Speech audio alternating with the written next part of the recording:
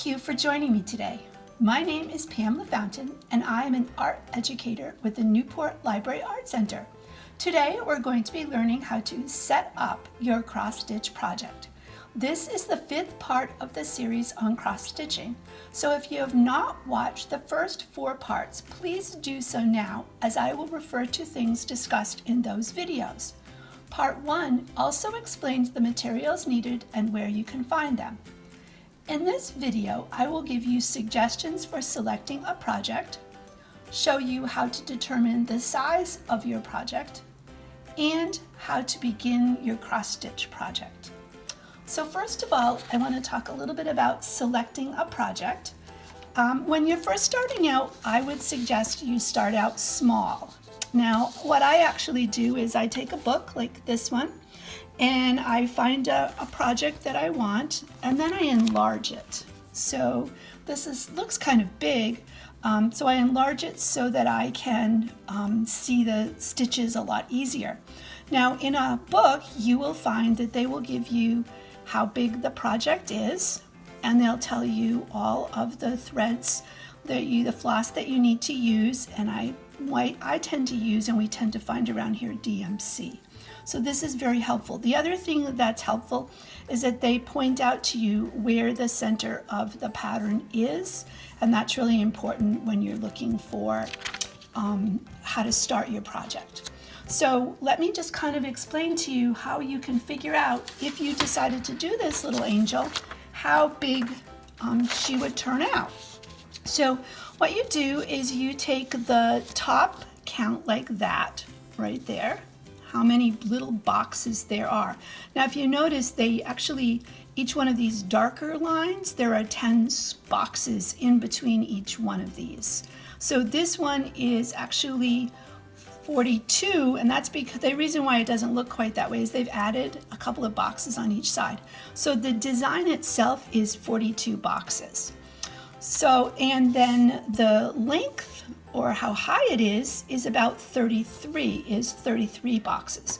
So if you want to know how big this angel is going to come out, you just need to do a little bit of simple math. Now there are 42 boxes across the top, and let's say I'm going to use 14 count Aida cloth, just like that. So in order to figure out how wide this piece is, I'm simply going to divide 42 divided by 14, and that will tell me that this little angel is going to be about 3 inches wide this way. Okay, now to find out how long she is this way, I will simply take the count, which is 33, divide it by my fabric count, which is 14. 33 divided by 14, and I can see that that's about 2.35. So I can say that's fairly close to about 2.5 inches. So this angel is going to be about 3 inches this way and 2.5 inches that way.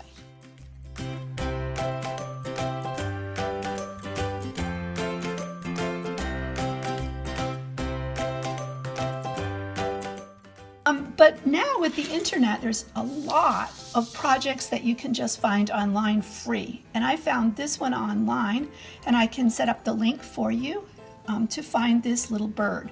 Now, one of the problems you might find, maybe it's not a problem, is that this project just tells you that you need a white, a pink, a red.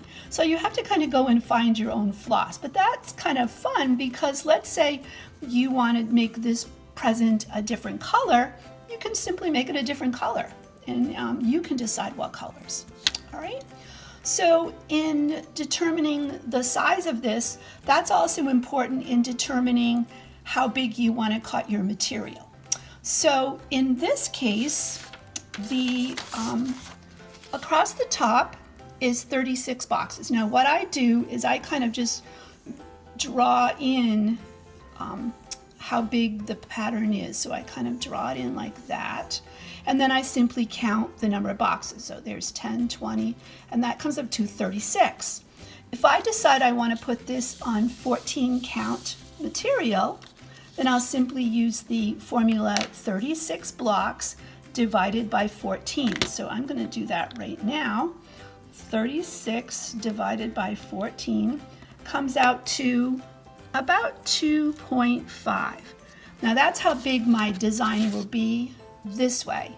But if I'm going to be cutting my material, I don't want to cut it right to the very edge. So I usually add about an inch onto each end of my material. It's much better to have too much material than to run short and you kind of have to start all over again. So it's better to set your material at a bigger size, cut your material bigger than just your project. So I would usually say I would add about an inch onto each side. So if my design is 2.5 inches, add 2 more inches. I'm going to cut the top of my material to be about 4.5 inches this way. All right, now in the height of it, this is 49 squares. So if I counted all these little squares, I would get 49. So my formula, I'm going to do this on 14 count also. So my formula would be 49, number of boxes, divided by my fabric count, which is 14. So if I do that, I get 3.5. Now again, this is a fairly small project, so I'm going to add 2 inches, an inch onto each side. So that makes my height about 5.5 inches high. Now, if I'm doing a very, very large project, I might want to add 2 or 3 inches onto each end. So kind of the size of your project will determine how big you want to cut your cloth. So literally now we have figured out that we need a piece of cloth to do this design that is 4.5 inches by 5.5 inches.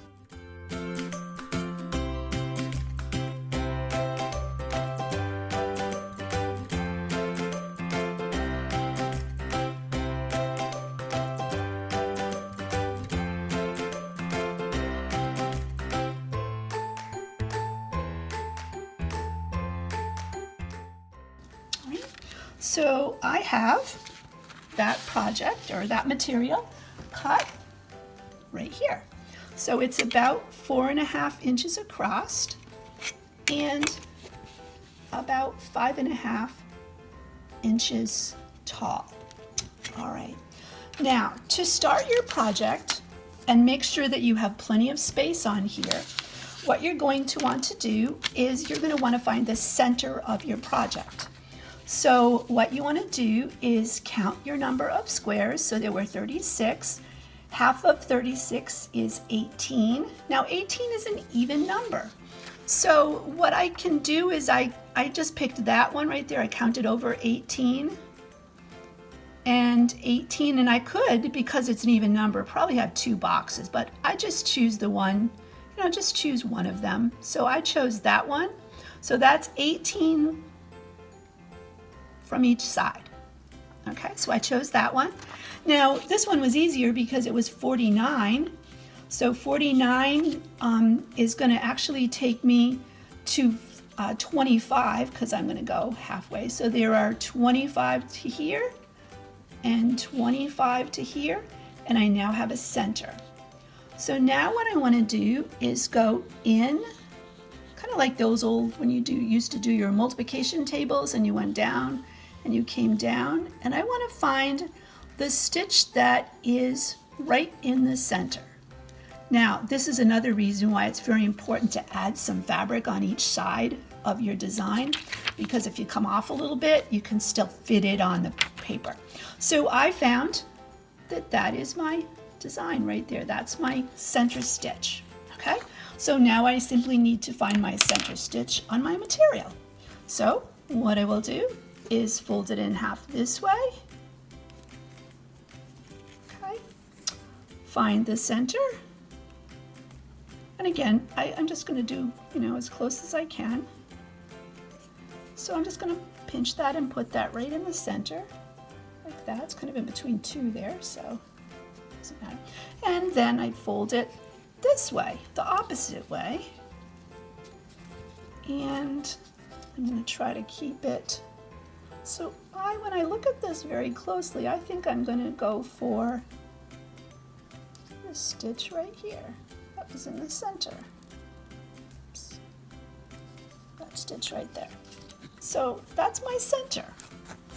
And that is where I'm going to start doing my cross stitch. Okay, and I can look at my pattern, refer to my pattern. I'm going to take my brown color, I'm going to do a stitch, and then I might want to go up to here.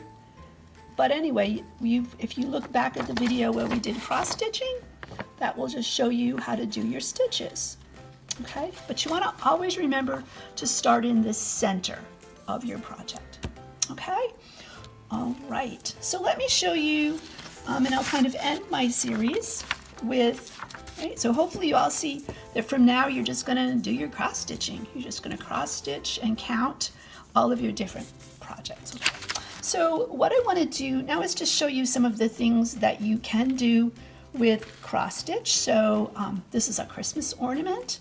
Now this has been Mod Podged and it makes it very stiff. So I put it on some fabric, but I wouldn't have to because it's very firm. Okay. I also have, I don't know if I'm going to be able to see this, but here I framed one of my projects. Okay, so you can frame projects. You can, there are different colors. A lot of times it's hard to find these in stores, but I would think Michael's would be the best choice of trying to find some different colors, but you can also order it on Amazon or through Etsy. Another project that you could do is these little cups, and I know you can put flowers in them or candy in them. They make really nice gifts. And this is a plastic material. It's really good except if you have to do half stitches, but the plastic, it really works pretty easy. It's kind of an easy material because it doesn't fray. And this is just a cup, and like I said, you could put plant in it, or I use it for pens and pencils at my desk. So there's that. And then if you get really ambitious with your cross stitching, you can make quilts. So this is a quilt block that I've done with some lighthouses on it. And so you could do that also. You can make a big quilt. This is just one square. You can make a whole bunch of these. One of the last things I want to talk about is just, if you're looking to start cross stitching, a good way to start is with just a little packet like this. I got this one at Hobby Lobby. And this has all the materials that you need, including the pattern, the needle. So this is a good way to start with your cross stitching. But I think that hopefully if you have any questions, you can get hold of the Library Arts Center and they can get hold of me. But please enjoy. It's a great project to pick up and take with you. And I hope you enjoyed this series. I've enjoyed bringing it to you. Thank you.